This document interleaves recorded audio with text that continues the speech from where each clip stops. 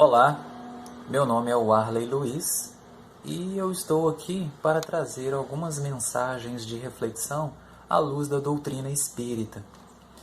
Principalmente nesse momento que a gente está vivendo, é importante a gente ter algumas palavras, alguns momentos para reflexão. Então a gente veio aqui com esse objetivo de trazer algumas reflexões dentro das nossas possibilidades.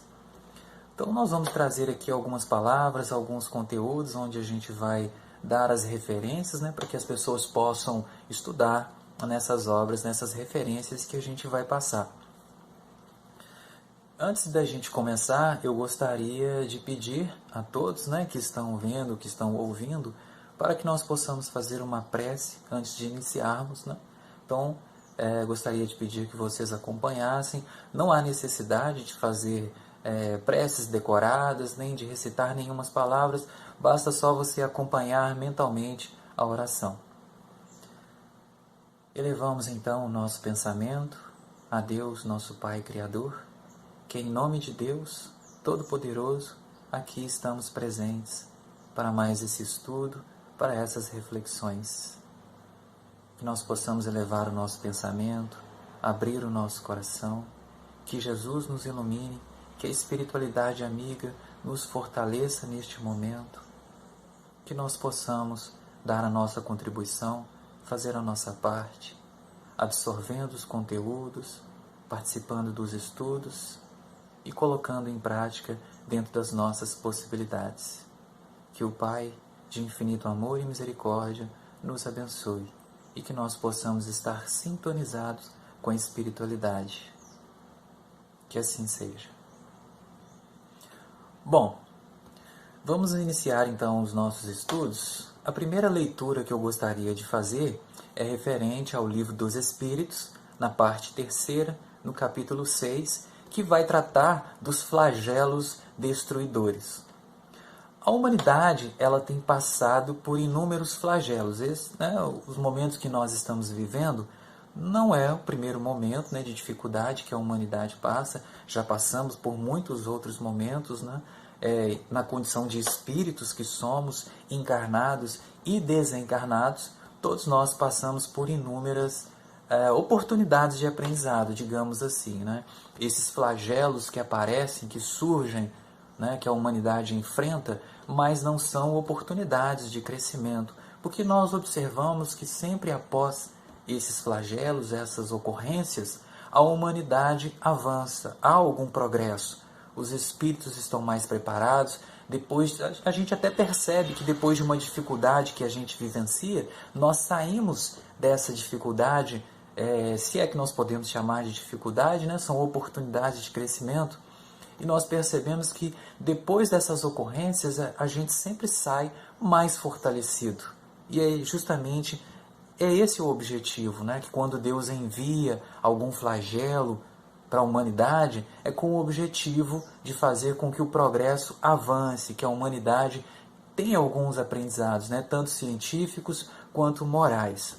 Nós estamos vivenciando mais um desses flagelos, não é o primeiro e talvez, provavelmente não seja o último, porque nós estamos passando principalmente por um processo de transição, onde a humanidade está sendo chamada a realmente exemplificar, demonstrar os aprendizados que tem angariado no decorrer da sua etapa evolutiva.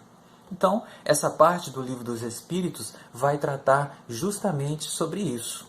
E é bom a gente refletir qual é a nossa contribuição, qual a posição em que nós estamos diante desses flagelos, diante dessas situações que ocorrem.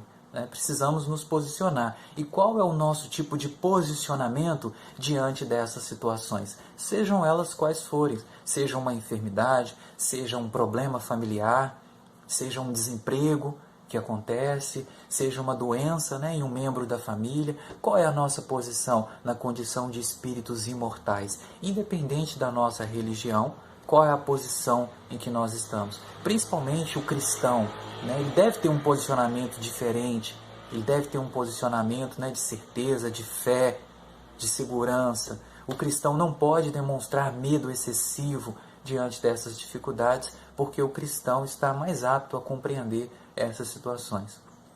E a doutrina espírita, sendo de fé raciocinada, nós não podemos, né? A gente tem que demonstrar essa fé raciocinada, principalmente diante dos acontecimentos, digamos assim, mais desagradáveis, né?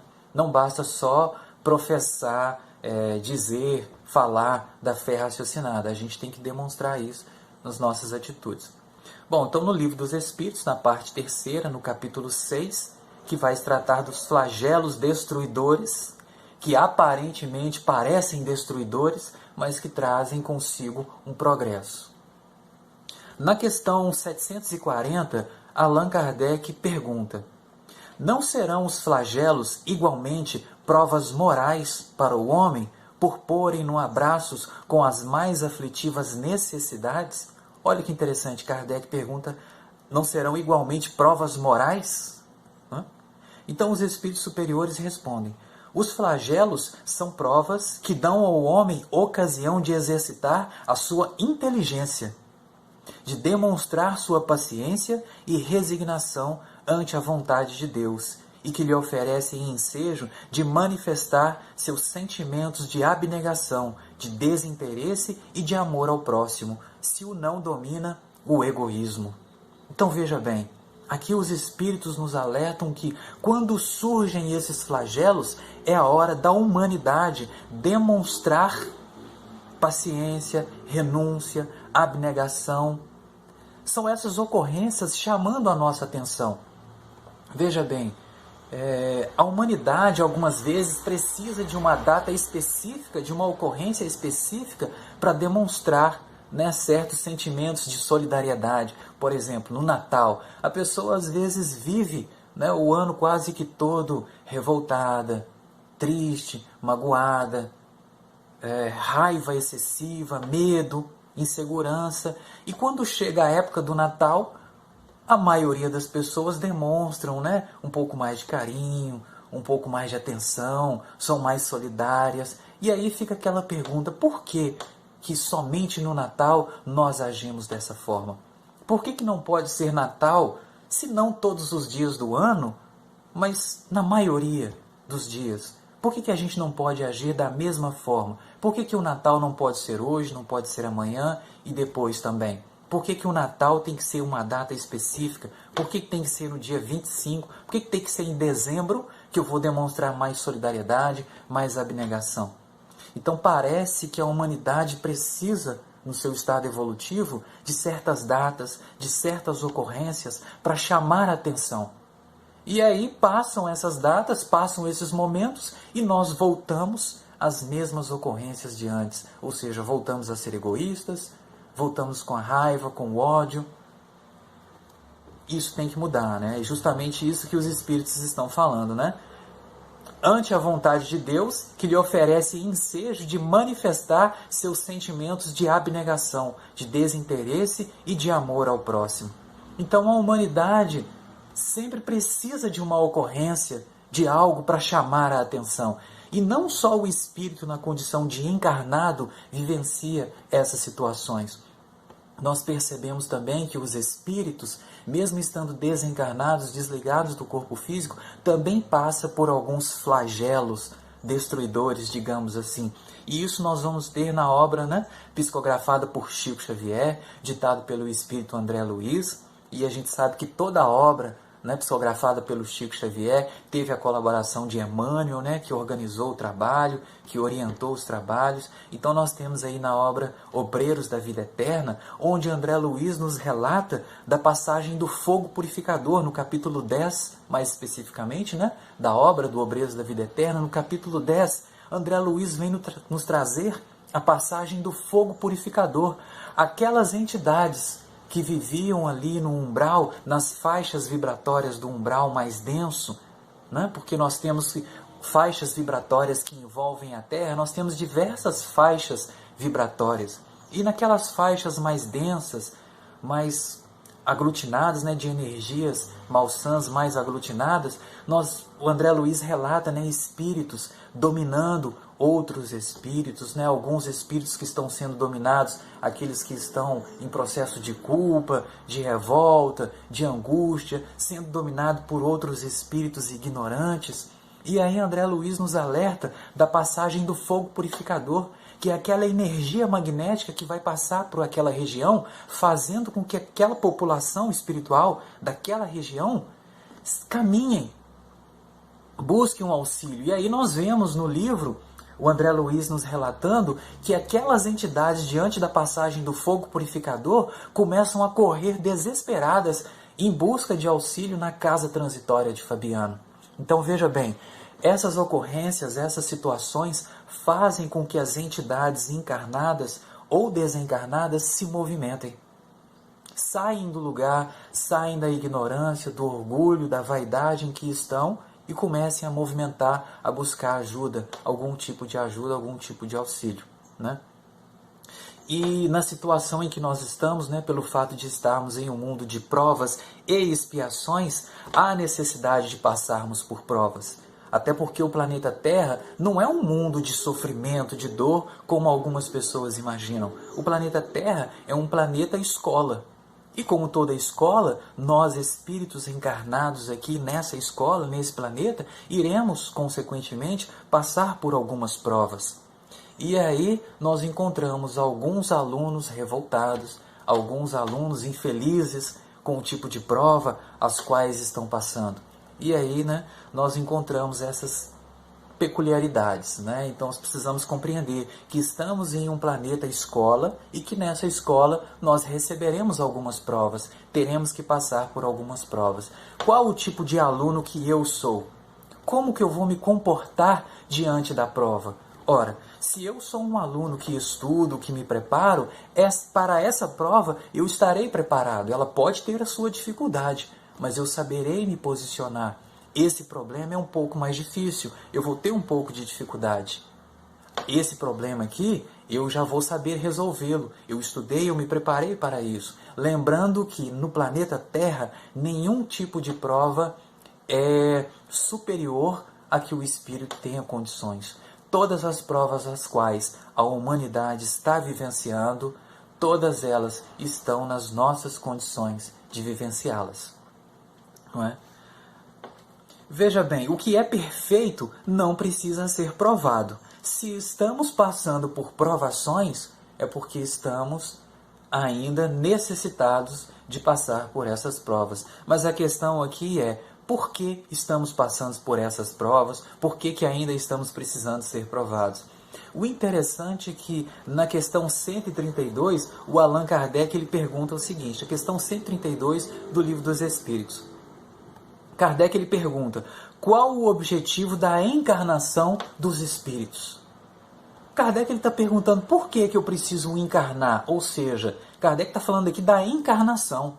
A reencarnação é o ato das existências, das várias existências, né? Do espírito vivenciar várias oportunidades, né? Várias vidas, várias existências. A encarnação é o ato do espírito se ligar a um corpo físico. Então Kardec está perguntando por que eu preciso me ligar a um corpo físico? Por que eu, espírito, não fico no plano espiritual e evoluo por lá? Por que eu tenho que me ligar a um corpo físico, passar por provas? Qual a necessidade disso? É essa a pergunta de Kardec.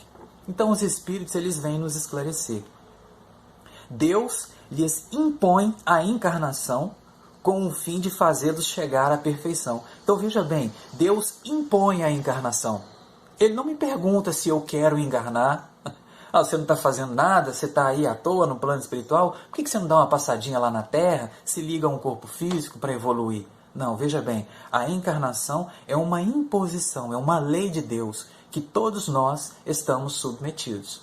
Todos os espíritos que precisam dessa etapa, né? Porque existem espíritos que já passaram por essa situação, né? Que já encarnaram, já vivenciaram as experiências, já venceram e não precisam encarnar mais em corpos físicos. Mas todos os espíritos precisam passar pela passagem do corpo físico, né? Se ligar a um corpo físico para evoluírem. Então, Deus lhes impõe a encarnação com o fim de fazê-los chegar à perfeição. Para uns é expiação, para outros, missão. Mas para alcançarem essa perfeição, têm que sofrer todas as vicissitudes da existência corporal. Nisso é que está a expiação. Visa ainda outro fim, a encarnação. o de pôr o espírito em condições de suportar a parte que lhe toca na obra da criação. Veja bem, de pôr o espírito em condições de suportar a parte que lhe toca na obra da criação. Quantos de nós nos revoltamos? Quantos de nós nos questionamos?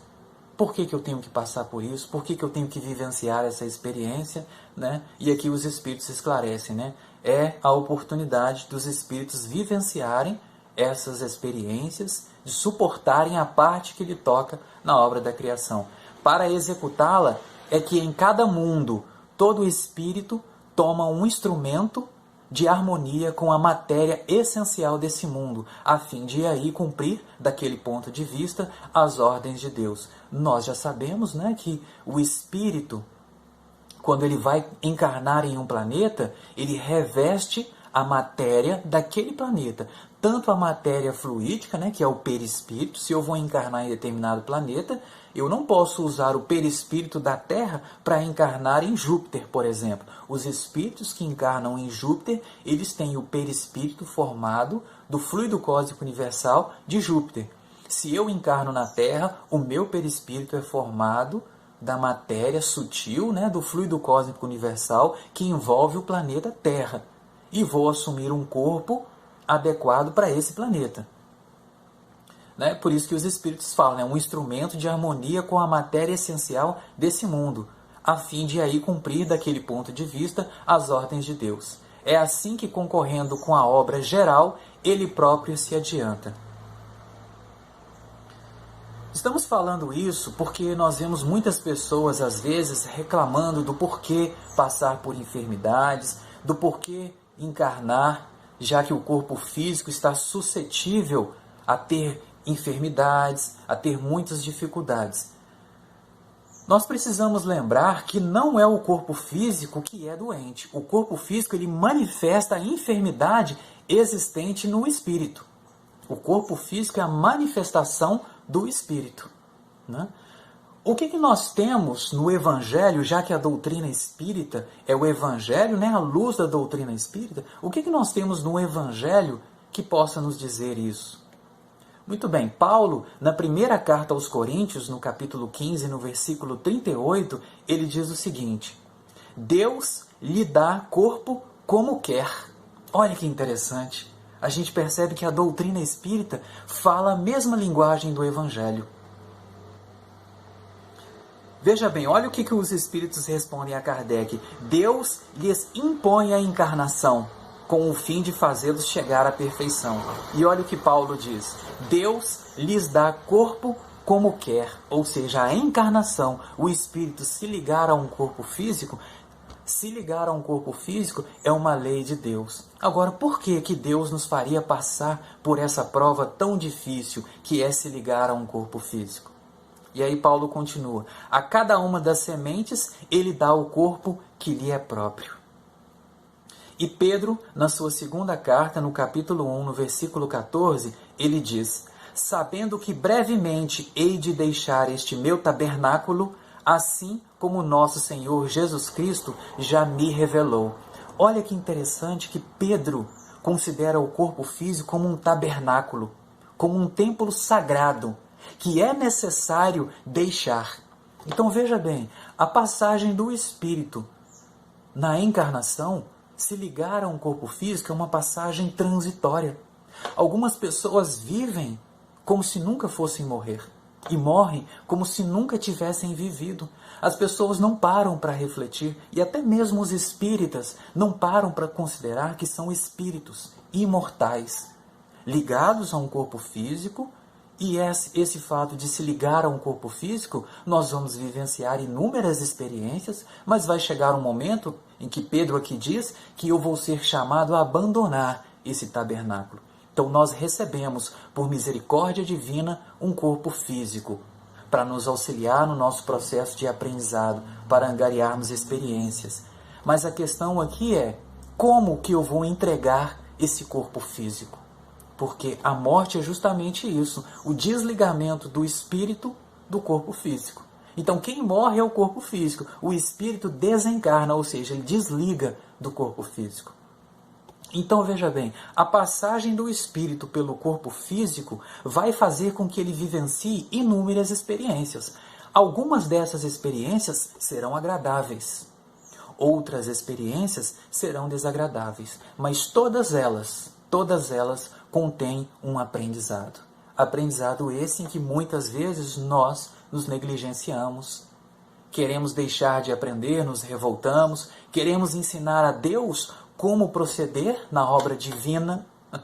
Eu não mereço passar por isso, eu não precisava disso. É no fundo, uma revolta contra a vontade divina. Deus nos concede, por amor, por misericórdia, um corpo físico. Mas como, de que forma que eu vou entregar esse corpo físico? O interessante, Emmanuel nos ajuda a compreender essa passagem. Emmanuel, no livro Pão Nosso, vai trazer na explicação dessa passagem no capítulo 12, na lição número 12. Emmanuel, nessa lição maravilhosa, como sempre, com o título Pensaste nisso? Quantas vezes nós pensamos na responsabilidade que é ter uma vida?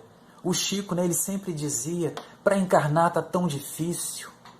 Então vamos ficar aqui o máximo que a gente puder, da melhor forma que a gente puder. Quantas pessoas estão cometendo suicídio, desesperadas, revoltadas com o tipo de vida que levam, com as coisas que acontecem, com as situações que se apresentam na vida, revoltadas, acabam fugindo. Então Emmanuel vai nos trazer a responsabilidade que é ter um corpo físico e viver encarnado. Então Emmanuel, no livro Pão Nosso, na lição número 12, cujo título é Pensaste nisso? Então ele vem trazer justamente a explicação, alguns comentários dessa passagem de Pedro, que considera, que chama o corpo físico como tabernáculo sagrado. E realmente é. Então Emmanuel diz, o corpo humano é um conjunto de células aglutinadas, ou de fluidos terrestres que se reúnem sobre as leis planetárias, oferecendo ao espírito a santa oportunidade de aprender, valorizar, reformar e engrandecer a vida. Ou seja, qualquer que seja a situação em que você, em que eu, em que nós estamos vivenciando nesse momento, ou em todos os momentos da nossa vida, é uma oportunidade de engrandecer a nossa experiência, o nosso aprendizado. É o que o Emmanuel diz, oferecendo ao espírito a santa oportunidade de aprender, valorizar, reformar e engrandecer a vida. Frequentemente o homem, qual operário ocioso, porque diante de algumas tribulações a gente estaciona para reclamar, para se revoltar. Então Emmanuel diz, frequentemente o homem, qual operário ocioso ou perverso, porque ele negligencia as oportunidades sagradas da vida, do corpo físico, imputa um instrumento útil às más qualidades de que se acha acometido. Quantas vezes nós somos abordados por pessoas que reclamam, eu gostaria de ir até a casa espírita, mas eu não posso. Eu gostaria de fazer isso, eu gostaria de trabalhar, mas eu não tenho os braços. Eu gostaria de trabalhar, mas eu não tenho as pernas. Eu gostaria de trabalhar, mas eu não tenho os olhos. Nós precisamos lembrar que o corpo físico, sim, manifesta algumas imperfeições, mas essas imperfeições são necessárias para o aprendizado do espírito. Todas elas, Nós sabemos que algumas imperfeições são apenas demonstrações daquilo que está no espírito. O espírito traz essas imperfeições e elas se manifestam algumas vezes no corpo físico. E Deus permite que elas aconteçam para aprendizado do espírito. Não ter o braço, não ter as pernas do corpo físico, porque o espírito não precisa dos braços, não precisa das pernas, Isso é uma manifestação onde ele se liga ao corpo físico, Então, é claro que na vida cotidiana aqui nós precisamos desses aparelhos, mas eles não são tão essenciais assim, de maneira que nós vemos algumas pessoas que não possuem os membros e são grandes trabalhadores. Quantas pessoas estão nas cadeiras de rodas e trabalham muito? Quantas pessoas não podem enxergar e têm boa vontade para o trabalho, E muitas vezes nós reclamamos porque não temos esse ou aquele aparelho de manifestação, Então Emmanuel continua: o corpo é concessão da misericórdia divina, para que a alma se prepare ante o glorioso porvir. Longe da indébita acusação à carne, reflitamos nos milênios despendidos na formação desse tabernáculo sagrado no campo evolutivo. Quantos e quantos milênios foram despendidos para formar esse corpo físico? Já paramos para refletir nisso? E nós, muitas vezes, desprezamos esse vaso sagrado que é o corpo físico. Já pensaste que és um espírito imortal, dispondo na terra por algum tempo de valiosas potências concedidas por Deus, as tuas existências, as tuas exigências de trabalho? Tais potências formam-te o corpo. Que fazes de teus pés, de tuas mãos, de teus olhos, de teu cérebro? Sabe que esses poderes te foram confiados para honrar o Senhor, iluminando a ti mesmo? Medita nestas interrogações e santifica o teu corpo, nele encontrando o templo divino. Com essas palavras de Emmanuel, nós podemos refletir que o corpo é um templo sagrado que nós devemos respeitar. As pessoas muitas vezes só se lembram de lavar as mãos quando surge uma enfermidade. Algumas pessoas até só se lembram de tomar banho quando surgem essas epidemias, não é? As pessoas só se lembram de fazer o saneamento, a asepsia do corpo, quando tem uma festa para ir. É claro que nós devemos cuidar do nosso corpo físico, não devemos negligenciar esse templo sagrado. Mas nós já pensamos algumas vezes em sanear a nossa mente, em sanear os nossos sentimentos? Já pensamos nisso? Quantas e quantas vezes nós tomamos banho, lavamos as mãos, mas e a mente? E o espírito? Quantas vezes, quantas horas, quantos minutos nós nos dedicamos em leituras edificantes, saneando o nosso pensamento? Nós nos envolvemos em energias deletérias quase que o tempo todo. É quase que impossível em uma roda de amigos, em uma conversação, as pessoas terem uma conversação agradável. Sempre surge um comentário desagradável, um palavrão. Sempre surge alguém falando mal de um companheiro que não está presente. Quando nós nos encontramos com alguém, nós damos aquele abraço caloroso, mas quando a pessoa vira as costas, nós estamos falando mal dessa pessoa. Quantas vezes nós proferimos palavras, maledicências? Todas essas energias, todas essas palavras despendidas criam energias no ambiente. E essas energias ficam saturadas. Nem precisa ser um médium ostensivo, nem precisa ser um super sensitivo para perceber um ambiente. Basta a gente chegar em certos ambientes e a gente percebe a atmosfera. Quantas e quantas vezes, eu sempre falo isso, e às vezes fica até parecendo repetitivo, mas é importante a gente refletir nessas palavras, nesses ensinamentos. A gente chega em um ambiente e o ambiente está carregado. E outras vezes a gente chega em determinado ambiente e o ambiente está leve, agradável. Tudo isso reflete os nossos pensamentos, as nossas palavras, porque toda essa energia reflete quem nós realmente somos. Eu gostaria de ressaltar aqui a energia do medo. É claro que nós precisamos compreender que o medo, em alguns momentos, em algumas etapas evolutivas da humanidade, ele é até necessário. O medo impede que a pessoa faça tal ou tal qual ação que vai levar à morte. Mas no momento em que nós estamos vivendo na condição de espíritos esclarecidos, que somos, já temos os evangelhos, os ensinamentos do Cristo, já temos algum esclarecimento. Será que não está na hora de nós trocarmos o medo que nos direciona? Será que não está na hora de nós trocarmos o direcionamento pelo medo pela razão? Vamos falar da doutrina espírita especificamente. Não é a doutrina espírita fé raciocinada? Então por que nos direcionar pelo medo? Por que nos deixar levar por isso? O espírito esclarecido e evangelizado, ele deve trocar o medo pela razão, pela lógica, pelo bom senso. Eu não vou me arriscar a fazer isso porque não há necessidade.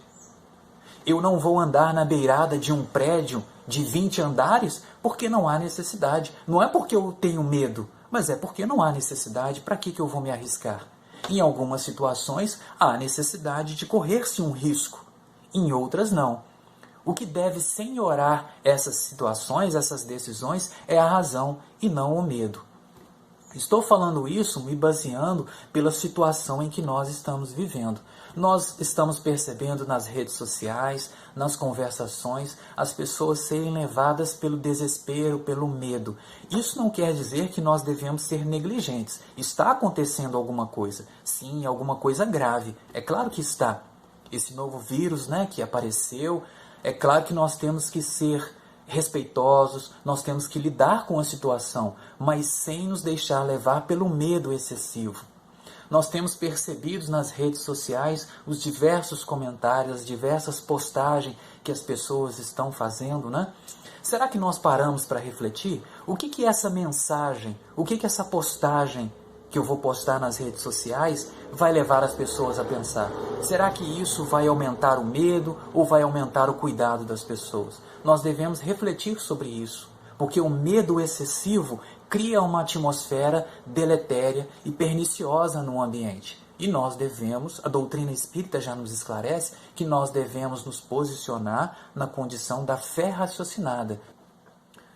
Nós temos que ter cuidado com aquilo que nós falamos, com aquilo que nós pensamos, com aquilo que nós postamos nas redes sociais, porque os nossos pensamentos, as nossas palavras têm consequências, tanto no plano espiritual quanto no plano físico. É justamente por isso que eu gostaria de ler essa mensagem aqui de Kardec, com o auxílio dos espíritos superiores, onde Kardec traz, na Gênese, no capítulo 14, no item 15.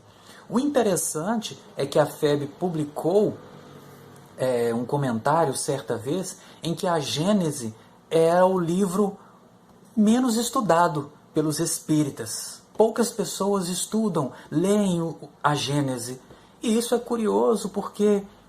E aí a gente se pergunta, o porquê disso, Algumas pessoas relatam, o livro é muito difícil, a obra é muito difícil de entender. Realmente, a obra demanda alguma atenção maior, algum esforço maior no estudo. É como o próprio Kardec diz na introdução do Livro dos Espíritos. A doutrina espírita também é uma ciência. E como toda ciência, ela não pode ser absorvida de uma hora para outra, de um momento para outro. Há necessidade de um estudo atencioso, de uma dedicação.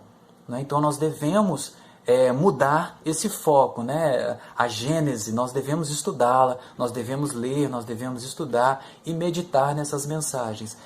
É claro que existem algumas passagens que demandam algum estudo maior, quando trata das questões biológicas, das questões dos planetas, da formação, tem aquela dificuldade, mas nós vamos perceber que tem um conteúdo moral que qualquer pessoa pode absorver desde que tenha atenção, desde que tenha boa vontade. E nós vamos comprovar isso agora. Nós vamos ler aqui uma passagem da Gênese e nós vamos ver que tem uma simplicidade muito grande aqui. Tem um ensinamento complexo também? Tem, é claro que tem. Mas nós somos capazes, dentro das nossas possibilidades, é claro, Dentro das nossas possibilidades, nós temos condições de retirar um conteúdo de aprendizado aqui. Então vamos aqui estudar uma passagem, um breve relato, um breve estudo aqui dessa passagem da obra A Gênese, que nós precisamos estudar mais, mudar essa visão, aí, essa perspectiva de ser uma obra menos estudada pelos espíritas. Vamos mudar isso.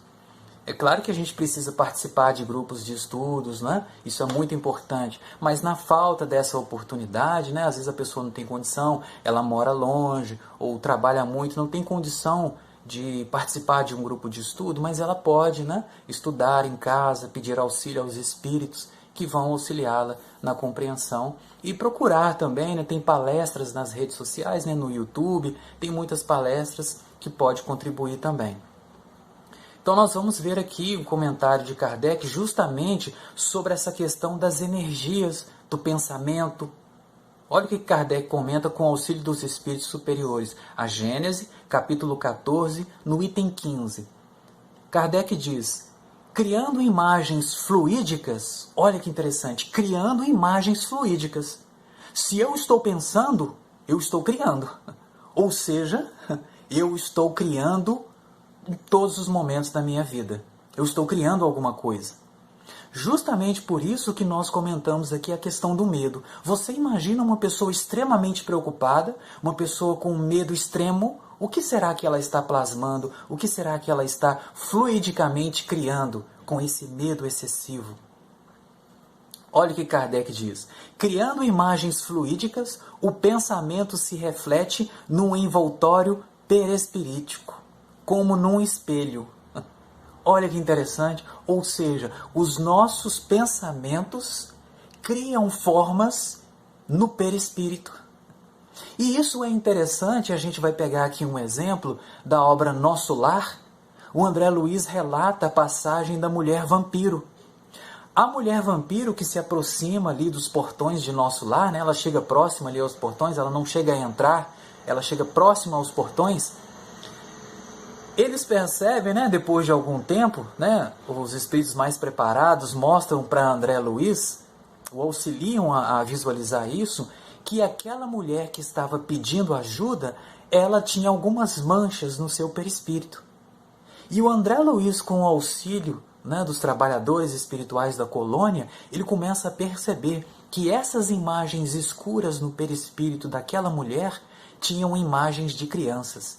E aí eles esclarecem que aquelas imagens de crianças eram crianças que essa mulher tinha matado enquanto ela estava encarnada, né, em abortos delituosos. Que na realidade ela não estava arrependida dos seus atos, ela se considerava pura.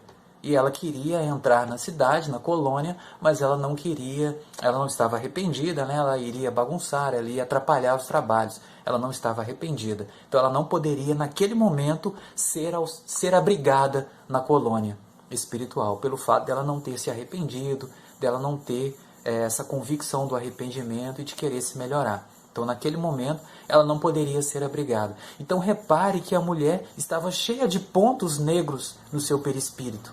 E esses pontos negros estavam repletos de imagens de crianças que ela havia assassinado em abortos delituosos. Olha que interessante. Os nossos atos, as nossas ações na vida cotidiana refletem no nosso perispírito. É isso que Kardec está dizendo, né? Tenha um homem, e aí Kardec aqui dá um exemplo, né? Tenha um homem, por exemplo, a ideia de matar a outro, embora o corpo material se lhe conserve impassível, ou seja, embora o corpo físico esteja parado, seu corpo fluídico, ou seja, o perispírito, é posto em ação pelo pensamento e reproduz todos os matizes deste último. Executa fluidificamente o gesto, o ato que intentou praticar. O pensamento cria a imagem da vítima e a cena inteira é pintada, como num quadro, tal qual se lhe desenrola no espírito. Olha que interessante. O pensamento cria a imagem da vítima e a cena inteira é pintada. O corpo físico está parado. A pessoa está sentada, está num lugar sentada, mas o pensamento dela, quando ela começa a pensar naquela vítima, né, na pessoa em que ela pensa em matar, o pensamento começa a criar a imagem da pessoa e começa a criar o desenrolar da história. Como que ela vai fazer quando encontrar novamente aquela pessoa? O corpo físico está parado, mas a mente está criando o ato. Quais as consequências disso? E aí Kardec continua. Desse modo é que os mais secretos movimentos da alma repercutem num envoltório fluídico, que uma alma pode ler noutra alma como num livro e ver o que não é perceptível aos olhos do corpo.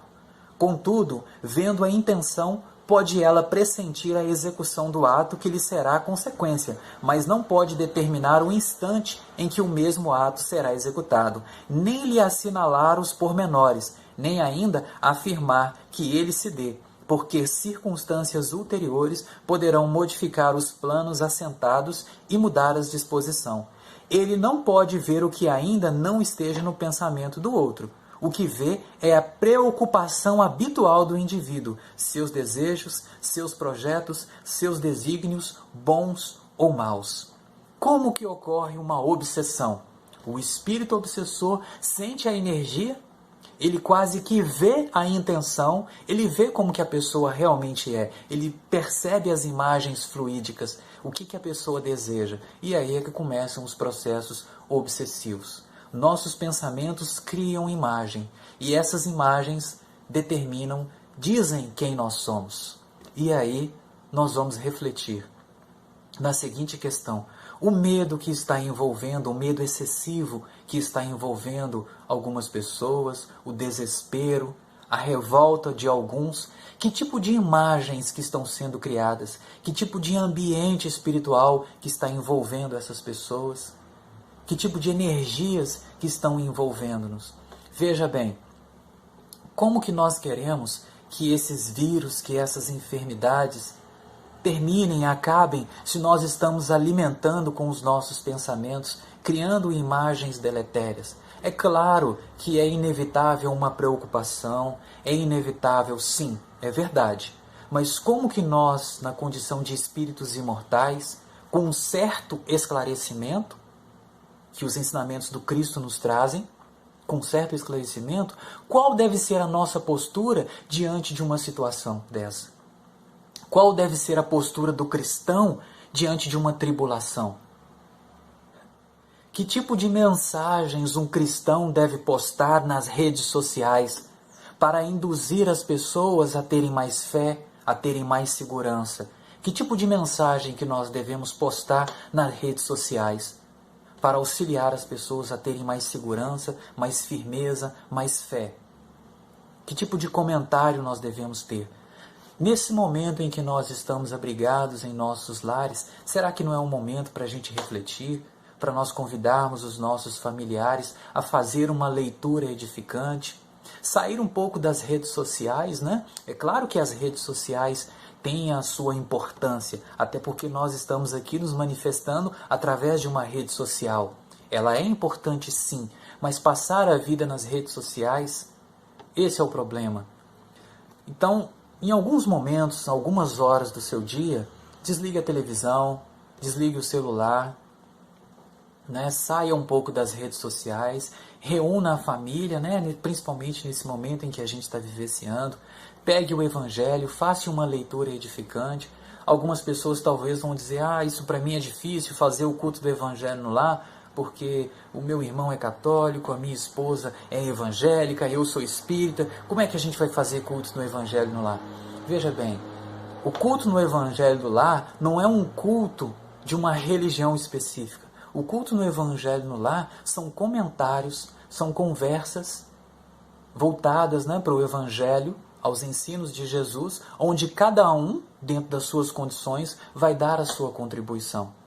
Para que a gente possa sair um pouco desses comentários e eliminando um pouco esse medo, essa preocupação excessiva. Não estou querendo dizer que a gente deva viver despreocupado, ser negligentes diante dessa situação. Não, nós devemos sim nos preocupar com a situação em que estamos vivenciando, mas nos preocupar no bom sentido, de nos posicionar com a razão, com a lógica, com o bom senso, sem excesso, sem medo excessivo.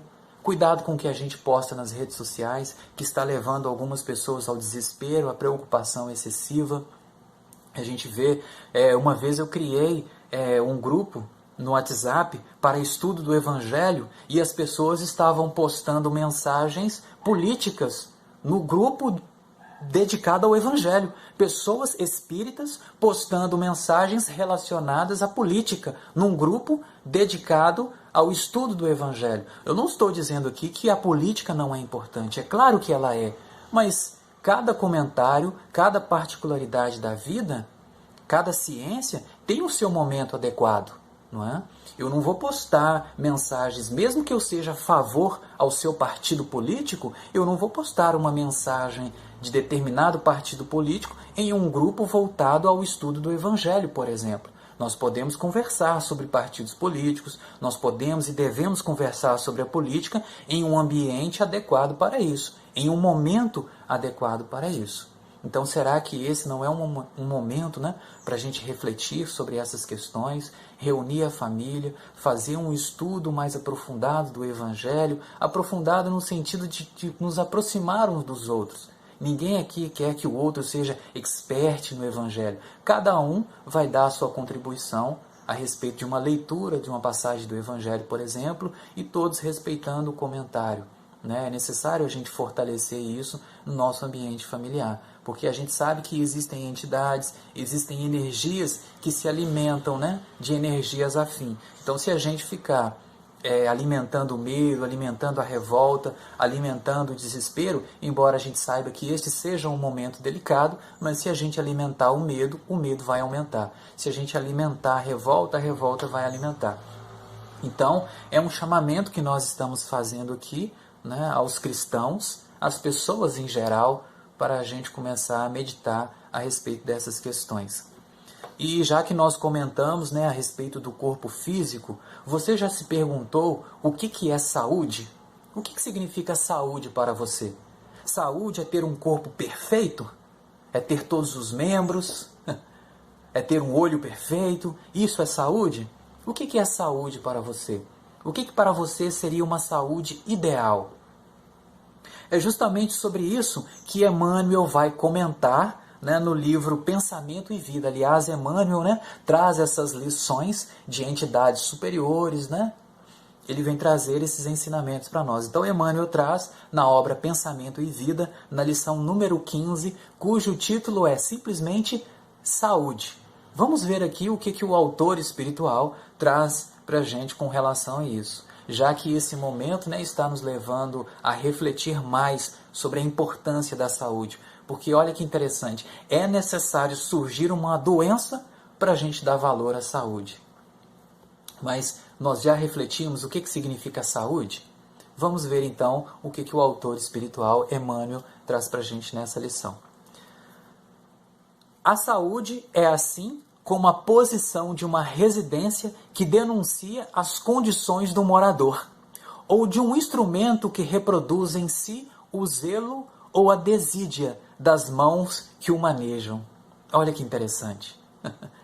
Eu posso morar em uma casa simples, humilde, mas independente dessa casa ser grande, ser uma casa rica, ser uma casa opulosa, ou ser uma casa simples, de 2 quartos, por exemplo, de 2 cômodos, por exemplo, mas essa casa, ela está limpa, ela está suja, porque a casa, ela diz quem é o morador. Se você entra numa casa e ela, independente se ela é grande ou se ela é pequena, se a casa está suja, mal arrumada, qual a condição desse morador? Quem é esse morador? Né? A gente já começa a decifrar isso. Quando você vai assistir a um show, por exemplo, e um músico chega com um instrumento todo sujo, todo mal cuidado, né? O instrumento ele pode ser simples, mas se o músico ele é preparado, ele tem essa condição, né, de estar preparado, ele tira, né, de um instrumento que seja simples uma grande melodia. Ao passo que você pode ter um instrumento perfeito, mas proferir aquela melodia, né, mais, se é que se pode chamar de melodia, né, aquelas notas mais horríveis e desafinadas. Então veja bem, Emmanuel está dizendo aqui que eu posso estar em um corpo físico defeituoso, aparentemente, né? Pode ter algumas imperfeições no corpo físico, mas qual é o espírito que está ligado a esse corpo físico? Porque o corpo físico pode ter imperfeições, ele pode não ser assim tão belo quanto diz, né, a sociedade, por exemplo, ele pode não ter uma aparência bela, mas qual é o espírito que está habitando esse corpo físico? E aí nós temos uma certa noção do que é saúde. Saúde será que é ter um corpo perfeito? Né? Porque para os padrões terrenos, né, é ter um corpo perfeito, isso é saúde? Ou ter uma mente sã, ter uma mente esclarecida? Justamente é isso que o Emmanuel está trazendo para a gente. Muitos espíritos, que até de uma hierarquia bem alta, escolhem corpos não tão belos assim para se manifestarem na Terra quando encarnam. Né? E aí Emmanuel continua, né? A falta cometida opera em nossa mente um estado de perturbação, ao qual não se reúnem simplesmente as forças desvairadas do nosso arrependimento, mas também as ondas de pesar e acusação da vítima e de quantos se lhe associam a um sentimento, instaurando desarmonias de vastas proporções nos centros da alma, a percutirem sobre a nossa própria instrumentação. O que o autor espiritual está querendo dizer aqui para nós? Os nossos atos atraem energias para nós e nós podemos adoecer. Caso nós tenhamos prejudicado alguém, por exemplo, por uma imprevidência, por uma ação má, essa pessoa vai enviar energias para nós. E se nós estivermos no mesmo padrão vibratório que essa pessoa, essas energias vão nos envolver e pode nos adoecer. O que dizer dessas mensagens postadas nas redes sociais, desses comentários desagradáveis, inúteis, que não trazem aprendizado nenhum, não trazem reflexão nenhuma, reflexão saudável, Essas energias nos envolvem e podem nos adoecer. Semelhante descontrole apresenta graus diferentes, provocando lesões funcionais diversas.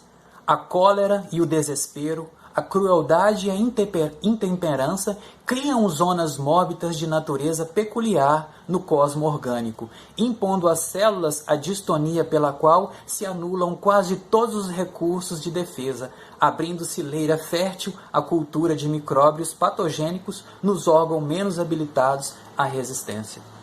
Às vezes a pessoa posta uma mensagem de um partido político numa rede social e às vezes uma outra pessoa se manifesta contrário àquele partido político e aí a pessoa cria todo um ambiente de revolta, de desdita, E ela cria esse tipo de energia em volta dela e em volta da outra pessoa se ela estiver com a sintonia, estiver ligada. Isso é só um exemplo, E aí o autor espiritual continua. É assim que muitas vezes a tuberculose e o câncer, a lepra e a ulceração aparecem como fenômenos secundários, residindo a causa primária no desequilíbrio dos reflexos da vida interior. Todos os sintomas mentais depressivos influenciam as células em estado de mitose, estabelecendo fatores de desagregação. Por outro lado, importa reconhecer que o relaxamento de nutrição constrange o corpo a pesados tributos de sofrimento. Enquanto encarnados, é natural que as vidas infinitesimais que nos constituem um veículo de existência retratem as substâncias que ingerimos. Nesse trabalho de permuta constante, adquirimos imensa quantidade de bactérias patogênicas que, em se instalando comodamente no mundo celular, podem determinar moléstias infecciosas de variados caracteres, compelindo-nos a recolher assim de volta os resultados de nossa imprevidência. Mas não é somente aí, no domínio das causas visíveis, que se originam os processos patológicos multiformes. Ou seja, muitos de nós achamos que a doença vem de fora.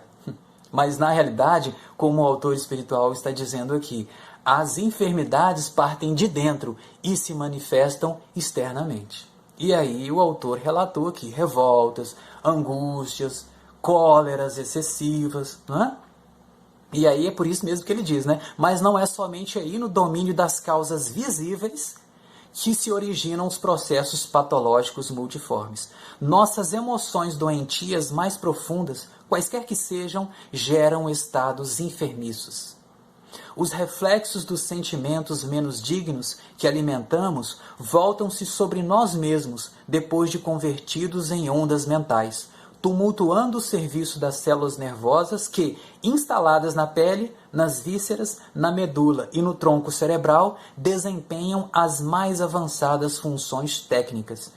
Acentue-se ainda que esses reflexos menos felizes, em se derramando sobre o córtex encefálico, produzem alucinações que podem variar da fobia oculta à loucura manifesta, pelas quais os reflexos daqueles companheiros encarnados ou desencarnados que nos conjugam ao modo de proceder e de ser, nos atingem com sugestões destruidoras, diretas ou indiretas, conduzindo-nos a deploráveis fenômenos de alienação mental na obsessão comum, ainda mesmo quando no jogo das aparências possamos aparecer como pessoas espiritualmente sadias.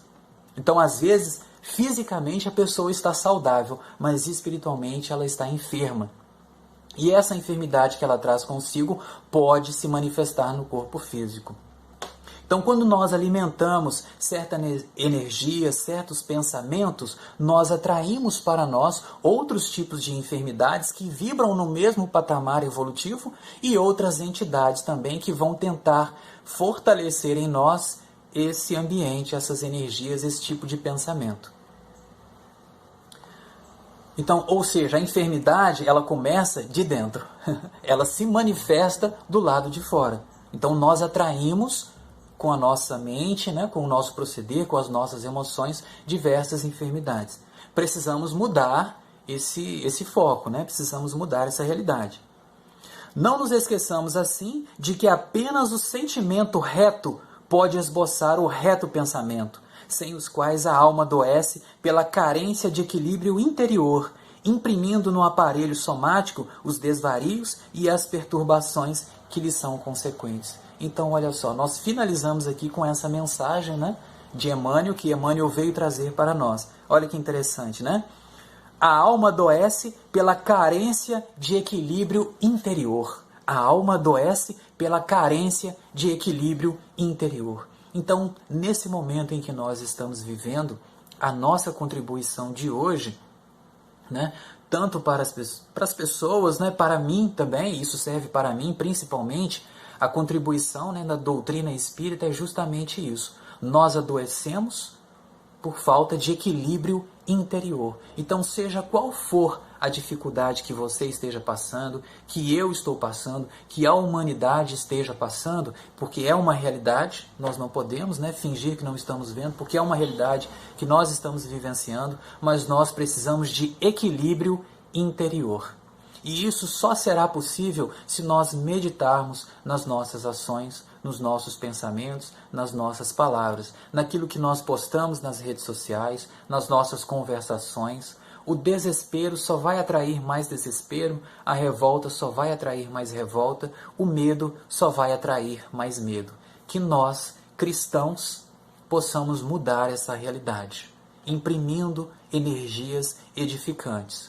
Nós precisamos mudar os nossos comentários, os nossos pensamentos. Vamos aproveitar então essas oportunidades para nos reunir dentro das possibilidades de cada um, nos reunir com os nossos familiares, que nós possamos fazer leituras edificantes, né? Vamos diminuir o tempo que passamos nas redes sociais, diminuir o tempo que nós utilizamos os veículos, né, de transmissão, que são as televisões, e procurar refletir mais, procurar fazer leituras edificantes, meditar e aproveitar esse momento para nos dedicar também aos estudos, né, do Evangelho à luz da doutrina espírita.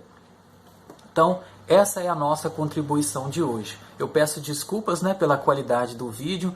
É a primeira vez, né, que eu estou trazendo esse conteúdo aqui. Eu confesso que eu fiquei um pouco receoso, fiquei um pouco tímido. É a primeira vez que a gente está fazendo esse trabalho aqui, né?